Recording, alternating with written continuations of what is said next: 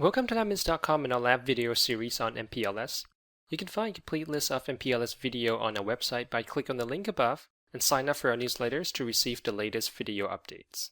You've seen in our last video how to connect IPv6 sites across the MPLS network with the configuration of 6PE.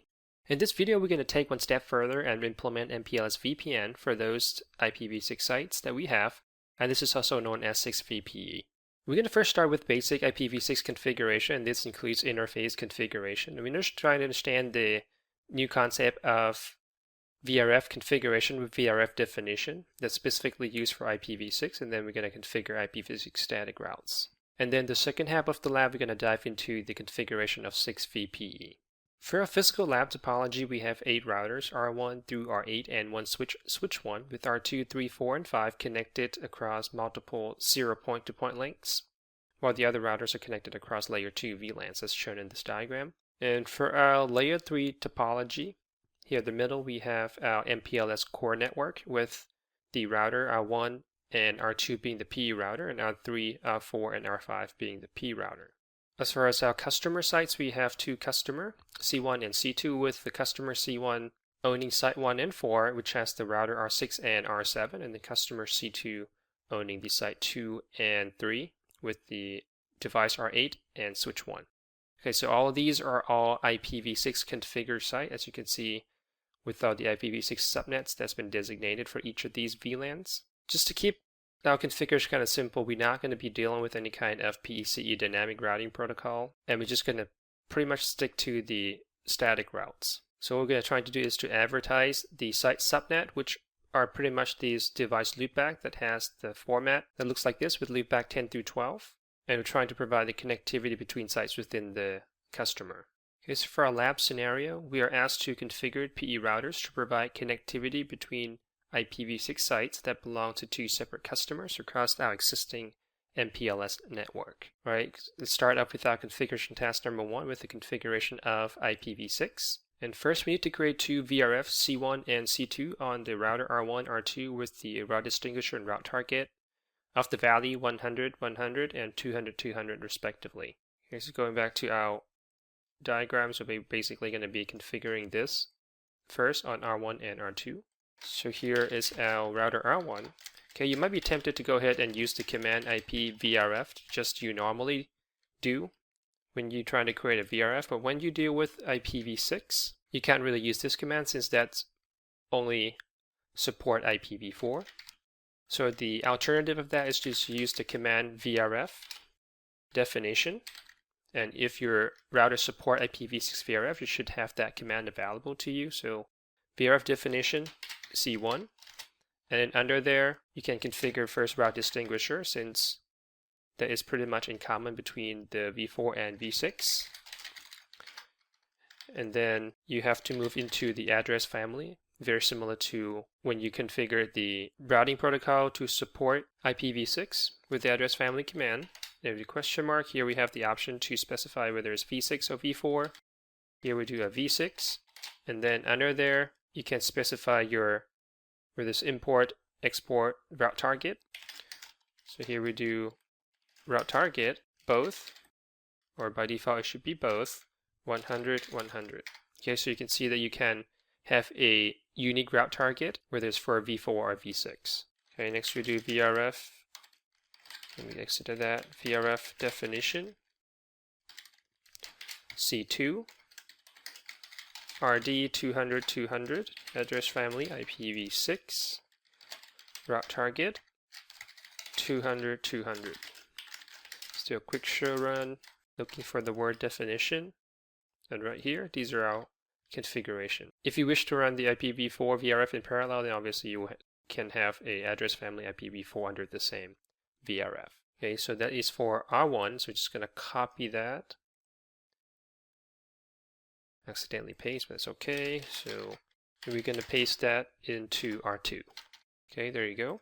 Okay, then the next thing we need to do is to configure IPv6 addresses on the interface of R1 and R2 as shown on our diagram, and then we have to add them as a member interface into the appropriate VRF. And then we need to configure static routes on R1 to point to R6 and R8, so that would be static route right here, R6 and R8, and then same thing for R2 that points to R7, and then switch 1. Okay, and we are allowed to only use one static route for each of these sites. So since we have our loopback 10 to 12 subnet being contiguous, we can just basically come up with a summary of that, which you'll see in a second. But first, let's go ahead and deal with the IPv6 configuration on R1. So we have to configure two interfaces. The first one is our fast01.16 with this particular subnet and IP address. So on R1, let's go ahead and enable IPv6 unicast routing, since we still have that disabled by default. And just to make sure we have the IPv6 ceph running, we'll re-enter that command. And then under interface fast01.16, let's double check that it already has the correct VLAN configuration for that. Looks like we don't really have anything configured right now, so let's go and do encapsulation.1q16, and then instead of do IP VRF forwarding, again, you might be used to that with IPv4, but once you deal with IPv6, we use the command VRF forwarding. And again, this goes along with the VRF definition that we configured earlier, and the VRF for that is C1. And then for IP address, it's IPv6 address 20100016:1/64 for the subnet. Okay, and then another interface we have to do is fast01.18 with that subnet. So .18 encapsulation.1q18 VRF forwarding C2 IPv6 address 20100018:1/64. Okay, then we have to configure static routes for the R6 and R8. So IPv6 route.